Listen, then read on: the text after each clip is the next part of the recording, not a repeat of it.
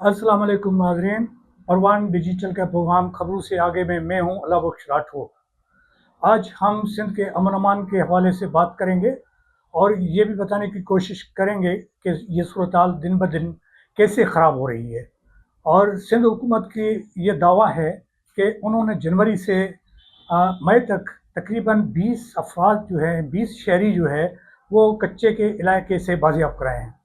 लेकिन शहरों में जो क्राइम है, जो कत्ल है और जो दीगर जो वारदात हैं वो जो है वो जारी हैं।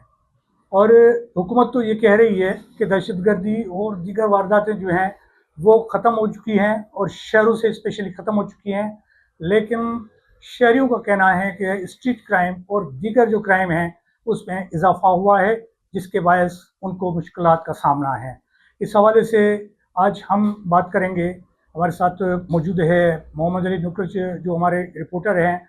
उनसे बात करेंगे कि वो बताएं कि ये जो जनरल सूरत हाल है सिंध की, उसमें उसको किस तरह से बेहतर किया जा सकता है या इसके असबाब क्या हैं। बहुत शुक्रिया आपका सर। आपने बहुत अच्छा सवाल किया है। और यहाँ पे कराची समेत पूरी सिंध में जो है अमन अमान की सूरत हाल फोकस रही है। तो अभी ताज़ी सूरत हाल आपको बताया कि गुज़िश्ता 24 घंटों में पूरे सिंध में 10 लोग जो है वो कत्ल हुए हैं। तो हुकूमती दावा तो इधर ही सामने आ गया कि अमन अमान की क्या सूरत हाल है। एक दिन में जी, एक एक दिन दिन में बिल्कुल एक दिन में 24 घंटे में 10 अफराद जिसमें औरतें भी हैं, बच्चे भी हैं। और ये कह रहे हैं कि हमने कारोबारी के मामले पे बिल्कुल जीरो टॉलरेंस कर दी है, अमन अमान की सूरत बहुत बेहतर है। मगर वो ही सूरत हाल लगी हुई है कि एक तरफ वो कहते हैं कि हमने कच्चे में ऑपरेशन करके खत्म किया है, दूसरी तरफ जो है ये मामला चल रहे हैं कि रोजाना 8-10 कत्ल हो रहे हैं। तो फायदा क्या हुआ।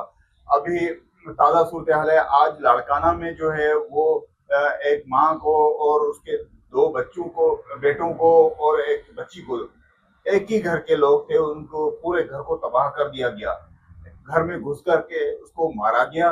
तो इस तरह से शिकारपुर में ऐसा हुआ है और इस तरह से घोटकी में हुआ है कि भाई तरह के इल्जाम कारोकारी का जो मामला है हमारे सिंध में नासूर बना हुआ है।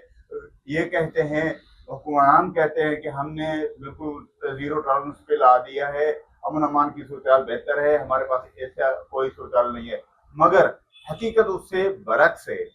आप अच्छा, देखेंगे। ये मुझे बताएं कि कुछ दिन पहले जो है वो जकाबाद में हुआ था कि कारोकारी के इल्ज़ाम में या पसंद की शादी जो की थी एक लड़की ने, उसके बिना पे उसके पूरे मोहल्ले को जो है जला दिया गया था। ये जकाबाद में हुआ था या कहीं और हुआ था? बिल्कुल जकाबाद में ये हुआ था और उसके हवाले से इतना मामला बढ़ गया था कि ऐवान तक पहुंचा था। और हमारे जो होम मिनिस्टर साहब है उन्होंने कहा कि हम उसको अकोमोडेशन करेंगे। 200 घर जलाए गए, उन्होंने माना कि वो गलत हुआ है, ज्यादती हुई है। तो भाई आपके नाक के नीचे सारा कुछ हो रहा है, उसके बाद कौन सा रुक गया। 200 घर 200 200 घर घर एक ही साथ जो जलाए गए। जी जी बिल्कुल, ये तो होम मिनिस्टर ने माना है। ये तो और बदमनी जो बेमनी है उसका तो एक बहुत बड़ा मिसाल है ये।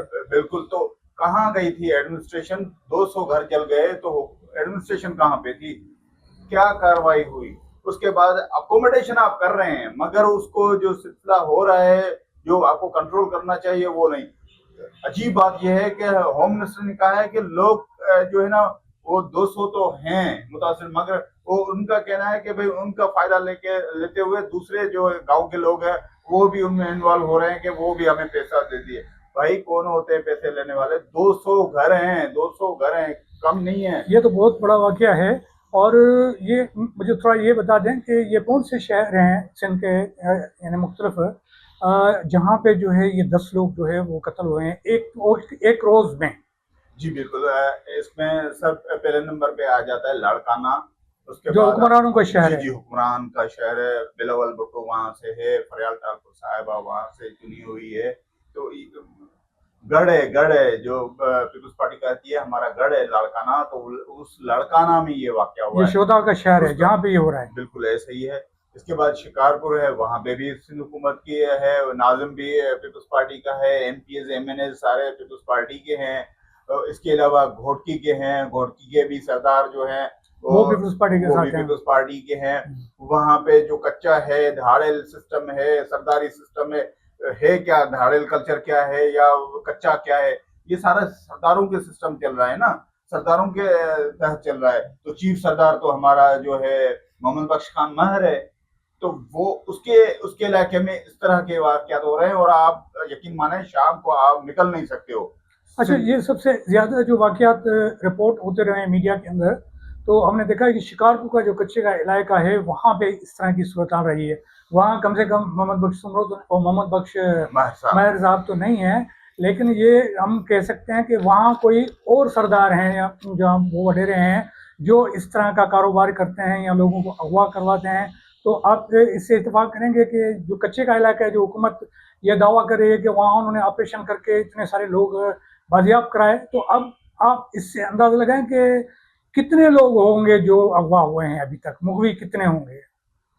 اس کا کوئی اندازہ ہے نہیں اسپیسیفک جو بندہ کہے کہ یہ اتنا ہے, یا گورنمنٹ کی طرف سے کہا جائے یا کوئی اتھینٹک جو بات کی جائے کہ بھائی اتنے نمبرز ہیں جو گم شدہ ہیں.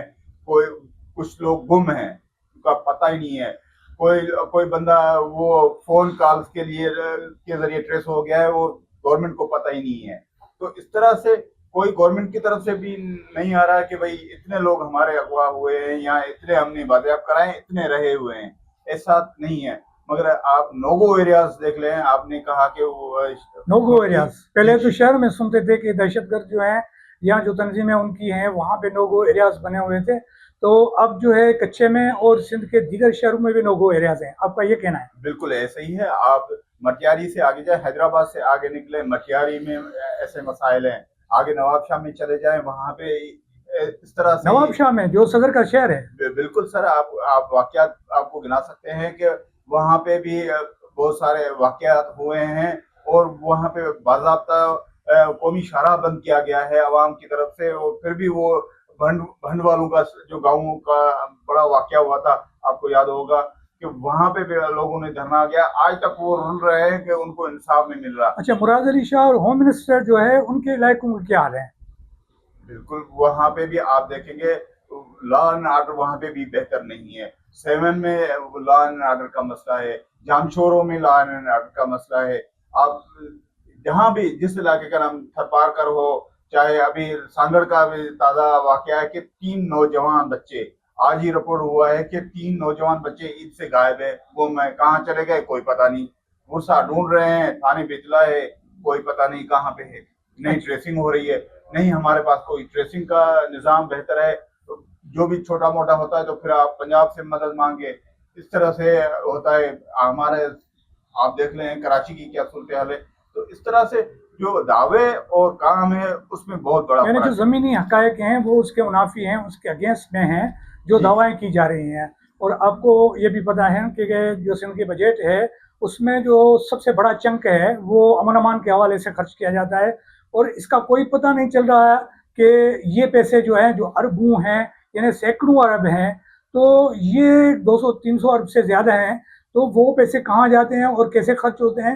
اور اس کے علاوہ ہم پہلے سنتے تھے کہ کراچی اور حیدرآباد کی جو امن امان کی صورتحال ہے وہ خراب ہے, تو اب تو آپ بتا رہے ہیں کہ جو سندھ کے دیگر شہر ہیں وہاں بھی صورتحال بہت خراب ہے. اور ساتھ میں ہم یہ بھی دیکھ سکتے ہیں کہ کراچی جو ہے اس کی کیا صورتحال ہے, کراچی کی کیا صورتحال ہے. یہاں کی جو اغوا ہوتے تھے, لوگ اغوا ہو جاتے تھے اور باقی جو معاملات ہوتے تھے, کیا وہ اس میں کمی آئی ہے یا وہاں پہ کوئی اور کرائم جو ہے وہ سامنے آیا ہے؟ سر اب صورتحال وقت گزرنے کے ساتھ تبدیل ہو گئی ہے. اب پہلے ہوتا تھا بھتہ خوری اور MQM کا سسٹم اور ہتھوڑا گروپ اور یہ گروپ, اب ہو گیا ہے اس کا ترقی ہو گئی ہے, اس سسٹم میں ترقی ہو گئی ہے. مطلب ترقی کا مطلب کیا ہے؟ ترقی یہ ہو گئی ہے کہ اب سسٹم سے اوپر چلا گیا ہے کیونکہ حکومت کی رٹ رہی نہیں ہے.